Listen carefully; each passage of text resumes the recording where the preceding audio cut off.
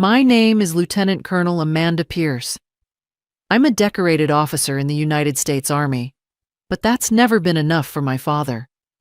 To him, I've always been the backup plan. I grew up in a military family where discipline came before affection. My father, Colonel David Pierce, ran our home like he ran his units, efficient, clean, and emotionally detached. My older brother, Mark, was the golden boy. Mark joined the Air Force right out of high school and flew through the ranks like he had a wind tunnel at his back. Every promotion, every ribbon, every deployment came with a banner across the front lawn and my father's voice booming with pride. I joined the Army quietly. I didn't want the fanfare. I wanted the work. At first, I thought maybe he'd be proud of that too, but as the years passed and I earned my stripes, commendations, and assignments, the silence grew louder. He'd nod when I told him about a deployment. He'd grunt when I mentioned a commendation.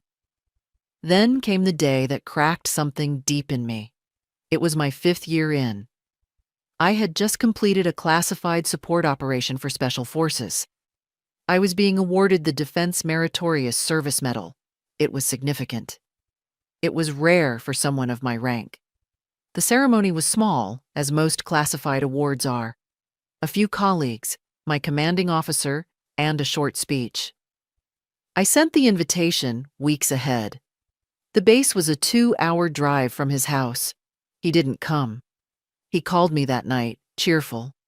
I thought maybe he'd apologize or say he was proud. Instead, he went on and on about Mark's promotion to major, which happened that same weekend. He said, "I couldn't miss Mark's party. The general showed up. Big deal, you understand, right? Your thing was just admin stuff."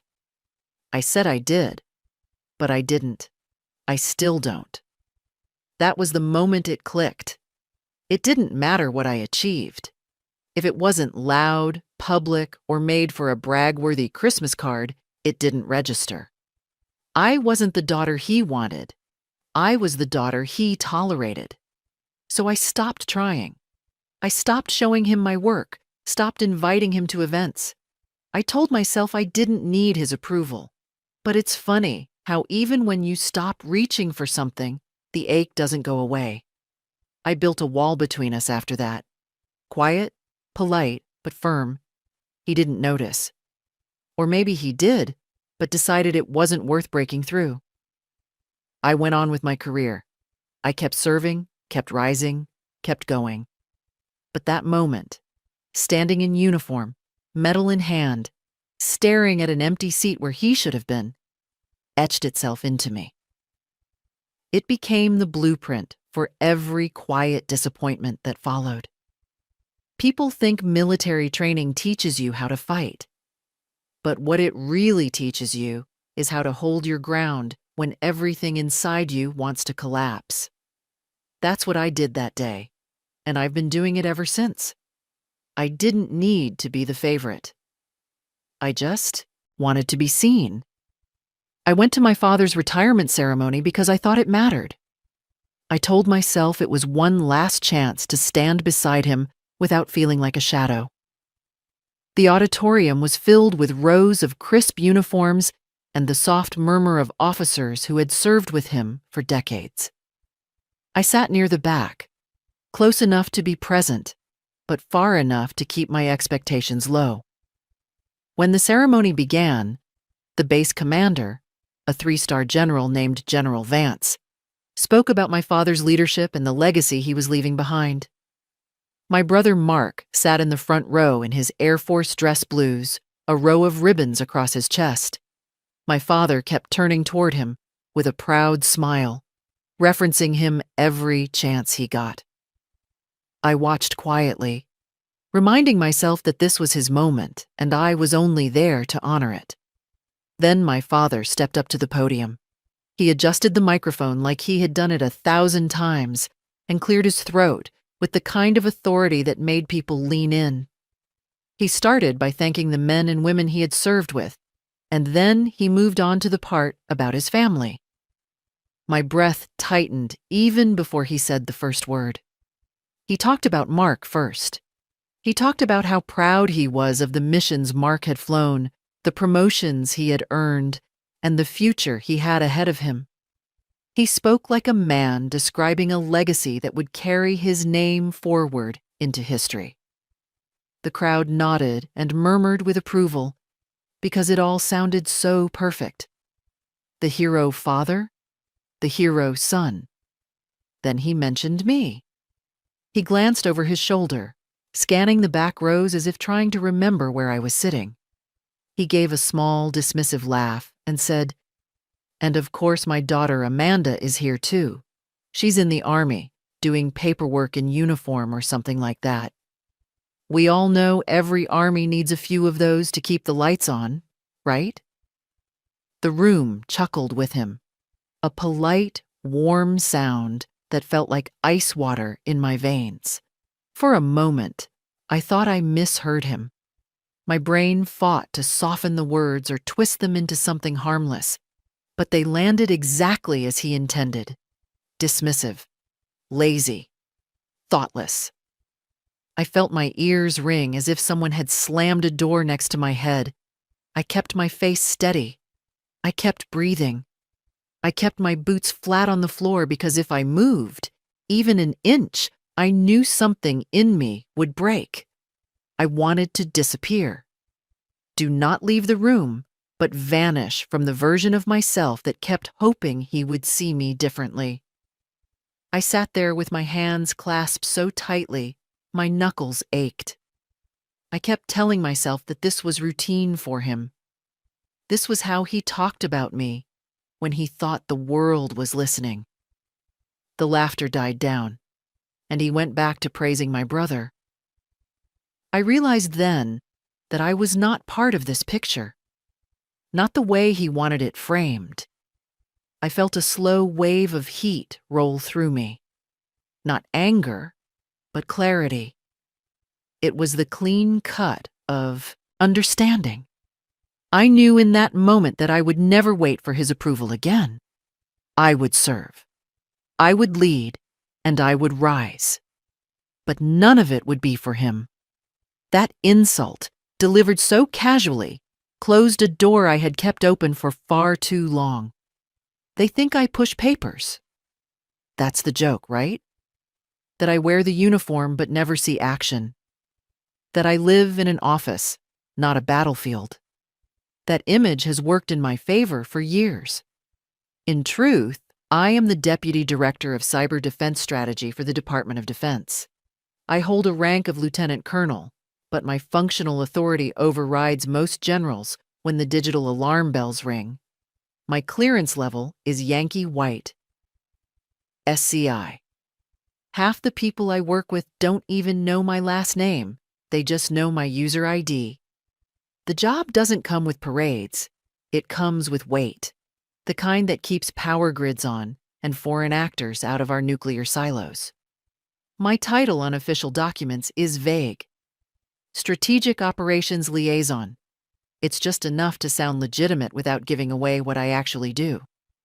In rooms full of generals and analysts, I speak when others wait. I get phone calls that don't go through standard networks. We sit 5 levels underground in a SIF, sensitive compartmented information facility, lined with thick concrete and copper mesh to block signals. When the government gets a whiff of something big, sabotage, digital intrusion, or signs of kinetic escalation, I'm in the loop before the news even breaks. I don't fix systems. I command the defense. My team isn't large, but we're lethal. Every member is trained to handle real-time cyber strikes that could cripple infrastructure or compromise national assets. We monitor digital movements like chess grandmasters, predicting strategies before they unfold. When everything else fails, we don't. I can shut down satellite relays or reroute energy supply chains in minutes. I've written kill protocols used by our allies overseas. When a hostile network tries to penetrate our air defense systems, it's my voice that gives the counterorder.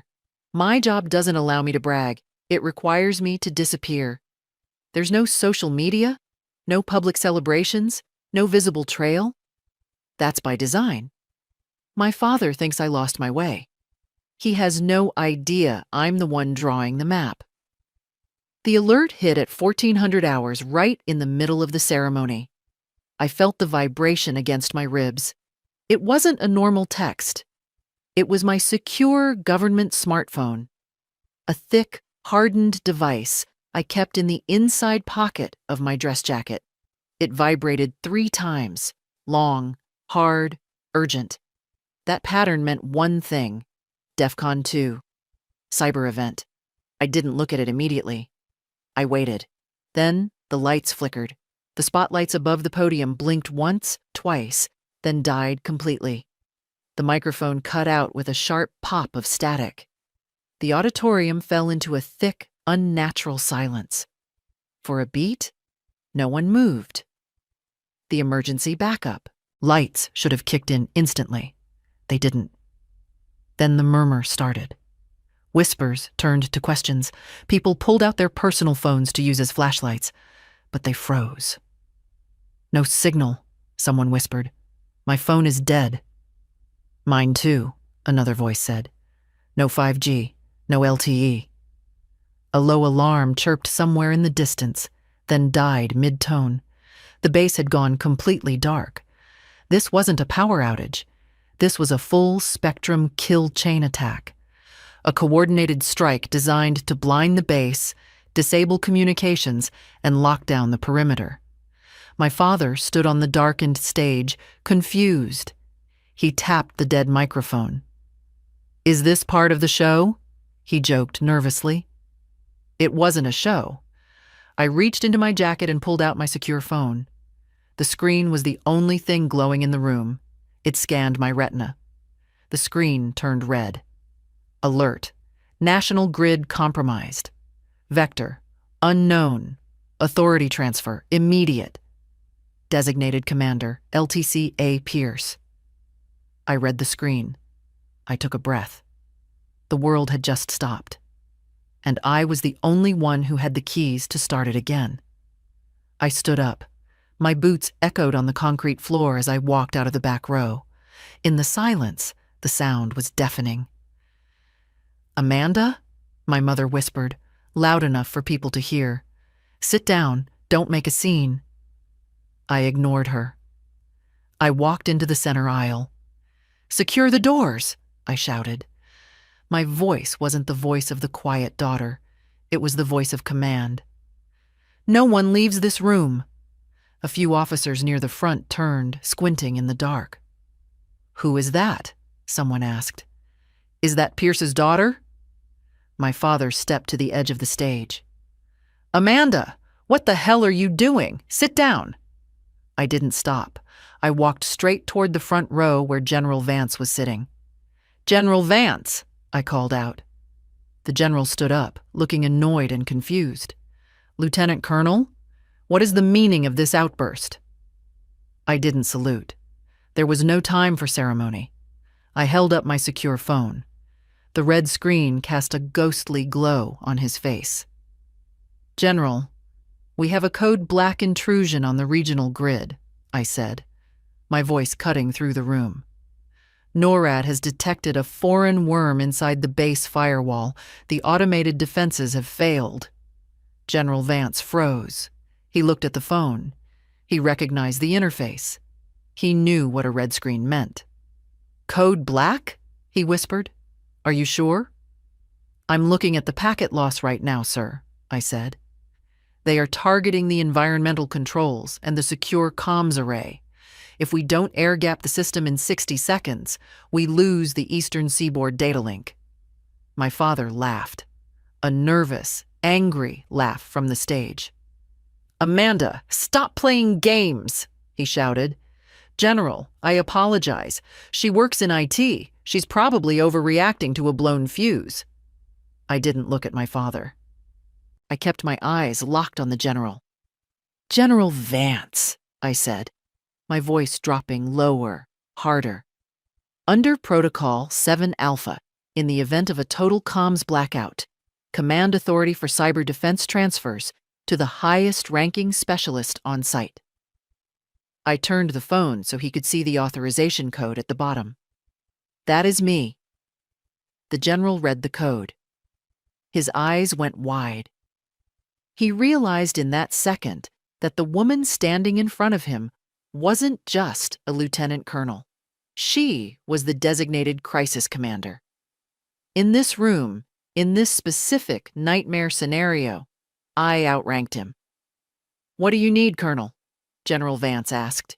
His tone changed instantly. It was the tone of a subordinate asking for orders. The room gasped. My father's mouth fell open. "I need you to order the engineering corps to manually sever the fiber optic trunk at Junction 4, I said. "Physically cut the line. It's the only way to stop the bleed."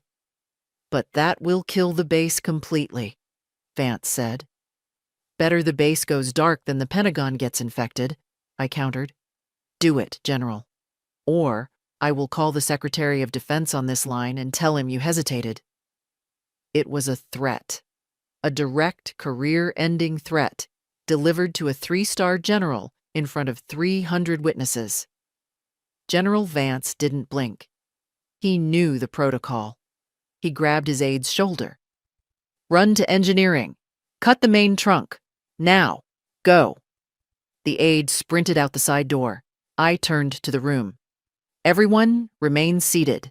Phones off. Digital silence. Now." The authority in my voice hit them like a physical wave. 200 officers, soldiers, and civilians obeyed instantly. Phones clicked off. The room went deadly quiet. My father stood on the stage, alone in the dark, watching the general take orders from his paper-pusher daughter. We waited. 10 seconds. 20. Then, a loud thud echoed from the basement levels, the sound of heavy breakers tripping. Total darkness. Even the emergency signs flickered out. "Connection severed," I said into the silence. I tapped my phone. "Initiating scrubbing protocol. Rebooting local loop." I typed a command sequence. 5 seconds later, a low hum started. The emergency lights flickered, then buzzed to life, bathing the room in an orange glow. The monitors on the wall rebooted, showing the U.S. Cybercom logo. "Systems secure. Threat neutralized." The air conditioning hummed back to life. I lowered the phone. My hands were steady. General Vance wiped sweat from his forehead. He looked at the screen, then at me. "You saved the network," he breathed. "I did my job, sir," I said. The general straightened up. He looked at me with a new expression. Not just respect. Awe. "Colonel Pierce," General Vance said loudly. "Thank you." He saluted me. I returned it sharp and clean. Then the general turned to the stage. He looked at my father. My father was gripping the podium, looking like he had seen a ghost. He looked at the general, then at me. He looked at the daughter he had just mocked for keeping the lights on. And he realized that I was the only reason the lights were on at all. General Vance walked up the stairs to the stage.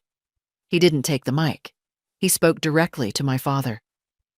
"David," the general said, his voice cold. "You said your daughter does paperwork?" My father stammered. I thought, "Your daughter," the general said, pointing at me, "just exercised national command authority. She holds the keys to the kingdom, David. She doesn't keep the lights on. She decides if they turn on at all." The general shook his head. "You spent your whole career looking for a hero in the wrong kid." The general walked off the stage. The room was silent. Hundreds of eyes were on me. My brother Mark looked at the floor. My mother was crying silently. And my father? He looked at me across the room. The distance between us felt like miles. He opened his mouth, maybe to apologize, maybe to ask how I did it. I didn't wait to hear it. I checked my phone. The threat was contained, but the paperwork was just beginning. "General," I said to Vance. I need to get to the SIF to file the after-action report. Of course, Colonel, Vance said. Take my car. I turned and walked up the aisle. The sea of uniforms parted for me. As I passed my father's row, I didn't stop. I didn't look for his approval. I didn't need it. I had the respect of the people who mattered. I had the respect of the people who knew what service really meant. I walked out of the auditorium into the bright afternoon sun. My phone buzzed again. A message from my team underground. Grid stable. Good catch, boss. I smiled. They told me to sit down. They told me to be quiet. They told me I was the backup plan. But when the world went dark, they didn't look at the golden boy. They looked at me. And I was ready. Legacy isn't what you inherit. It isn't a speech at a retirement party. Legacy is what you do when the lights go out. I got into the general's car. To the SIF, I said. And I went back to work.